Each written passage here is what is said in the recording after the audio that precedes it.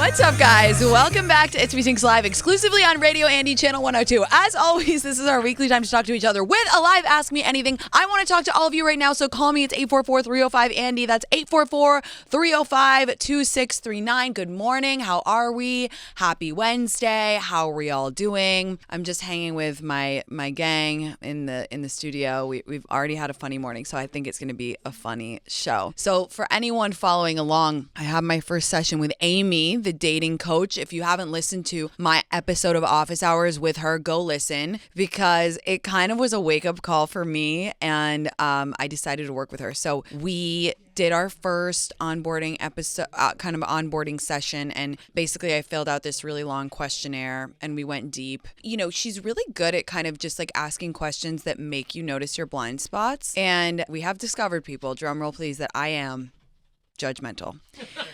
I know, shocking to everybody who's ever listened to me or knows me in person. Tinx judgmental. I was shocked to learn this in the session. I was flabbergasted, quite frankly. But apparently I can be judgmental. Who would have thought? And I was like saying to Amy, I was like, yeah, but Amy, if someone told me that they did drugs all night and then they went to a strip club and danced on, you know, I wouldn't be judgy at all. And she was like, that's not the type of judgment that we're talking about here. And I was like, oh, okay. Then after we did this session, she wrote me a new bio for my dating app, and she picked new pictures for me. So I'm gonna do like a before and after. I don't know, maybe I'll do like a TikTok video or something to show, but I figure at this point, just go with it. I had a talk with myself before and I was like, Tinx, there's no point in doing this if you don't like kind of give into it. You know, Amy was like, you know, you have like a low tolerance for this kind of like, basically, I have a lot of trouble with like sincerity and earnestness. I don't know why. That's just my personality. It just makes me feel a bit uncomfortable. Everything I say is dripping in sarcasm. I have a very dry humor, and it just makes me a bit uncomfortable. But Amy was like, I think you should try this. I think you should try it.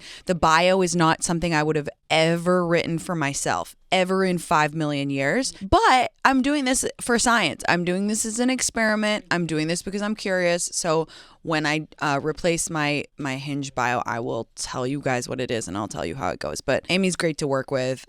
She's certainly not judgmental of me, which is nice because I'm judgmental as fuck about myself and about everybody else. So that's good. All right. Who should we go to first? We should go to Nicole.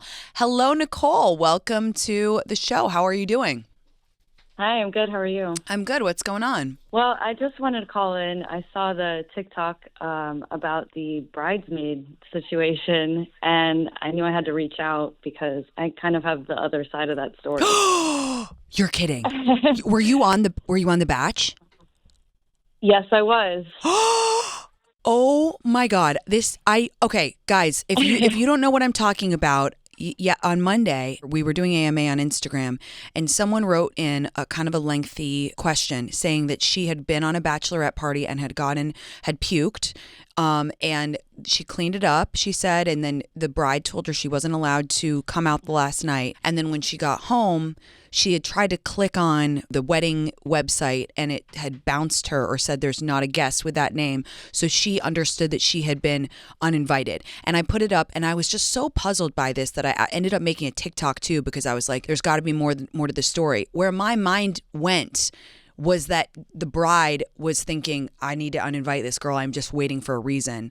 And then she puked and she was like, I'm taking my shot with this. But because there's no way that you would just uninvite someone for puking on your bachelorette. Everybody pukes on a bachelorette. So I cannot believe you are here to round out the story and tell us the other side. A lot of people did say, by the way, there's got to be more to this story. So Nicole, you have the floor. The bride is one of my best friends, and I felt like I needed to kind of defend her because there's a lot of details that are missing, and I certainly do not want to make anybody feel like doubly embarrassed or bad. Sure. But I think since the bride is under attack, I want to come to her defense.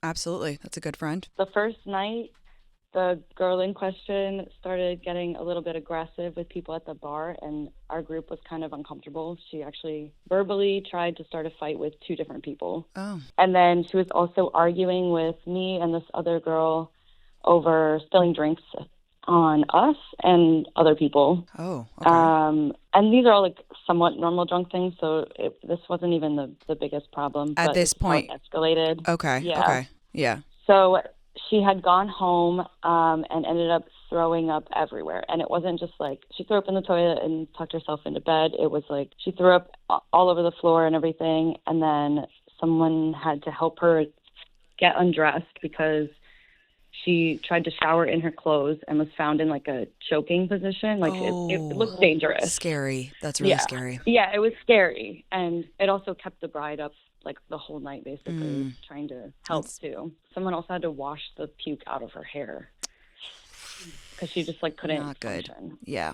And then she was sharing a bed with another girl. That other girl had to like leave the room that she was staying in.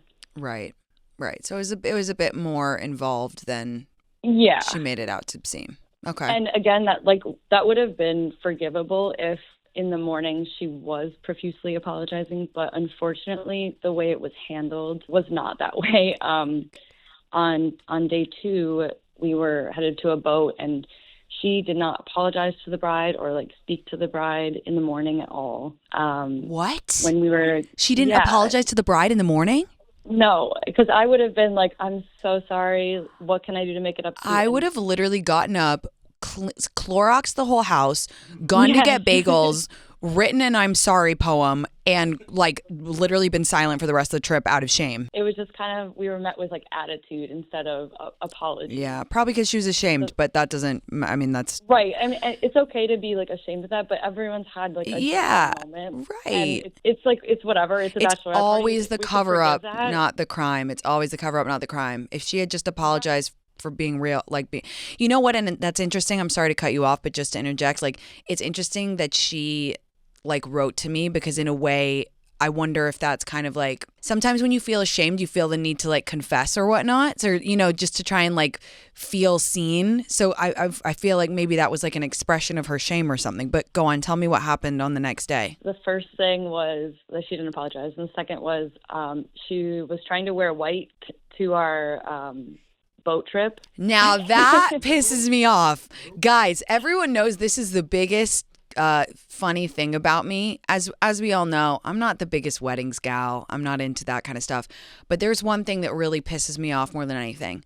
When girls wear white to the bachelorette or to the wedding, it really fucking pisses me off. You want to know why? Because I love a rule, especially an easy to follow rule.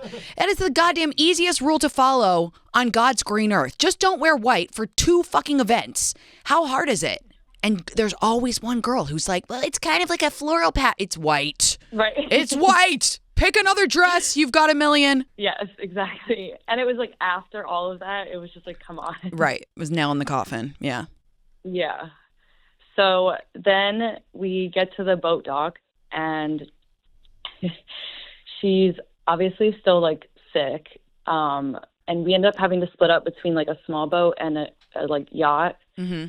To get to this island, and then we're all going to join on the yacht. Okay. And on the small boat, it was rocky, and she's at the front, and the 3 of us are in the back. She doesn't puke again. Tell me she doesn't puke again. She threw up twice. Oh, my God. But one of the times was like in a cup, and she threw it over the side, and it hit somebody in the back. No! Oh, my God. Oh, my God. That girl also did not receive an apology. If someone's puke hit me in the face, I'd be ticked off. Yeah. And this whole time also, we're all trying to be sensitive to how she's feeling. And like, no one confronts her, or like, we're not trying to fight with her or anything. Yeah. We're kind of waiting for an apology, but we're not like being aggressive back. Yeah, of course. So then on the yacht, 3 different people came up to her and told her, like, hey, I think you should apologize to the bride. Yeah. You know, this was pretty messed up, and, like, you haven't spoken to her all day. And she ended up just, like, ignoring the bride the whole boat ride, which was 4 hours. Ugh. Bizarre. Yeah. So then we got back to the Airbnb, and the bride actually approached her, because it took her a while. Like, the bride was really debating and trying to figure out what to do, because she was really conflicted. Like, she didn't want to hurt the girl's feelings at all. Yeah, sure.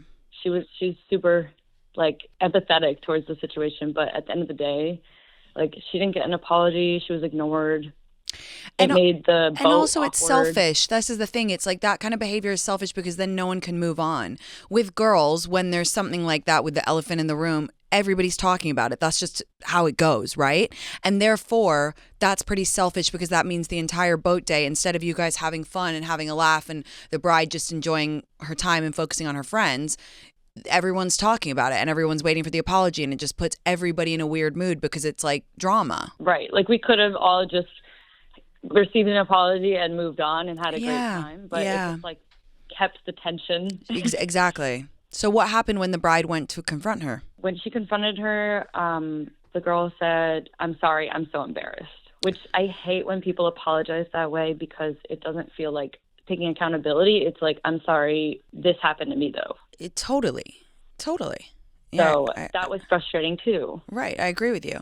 Learning how to apologize, knowing how to wholeheartedly apologize is one of the most important life skills, to just say, I fucked up. Because here's the thing. We all fuck up. We all fuck up. We all just have bad demon nights. We all fuck up. But knowing when to say, guys, I really fucked up here and I'm sorry. And let's just move on. And here's the thing. It sounds like your group would have been super chill about it if she just apologized. 100%. It was a very sweet group of girls, like very forgiving. We would have been able to move forward and been fine. Sure. So then what happened next? During this apology conversation, the bride asked her to just, she just said, "I think you should stay home and like get some rest, clean up the bathroom because we check out tomorrow." That's fair. Like that's fair. She said it nicely. It wasn't like, "You're not coming." Of course. That's fair. I get that. Yeah, and then that's when she apologized. She said, "Yeah, I was thinking I wasn't going to go out anyway." Wow, so a very different story than the one I got on Instagram. Yeah, so that's why I was like, "There's a lot of details missing here." Yeah, wow. And so then, what happened with the uninviting thing? I don't know the full scope of that. That's more between the bride and her.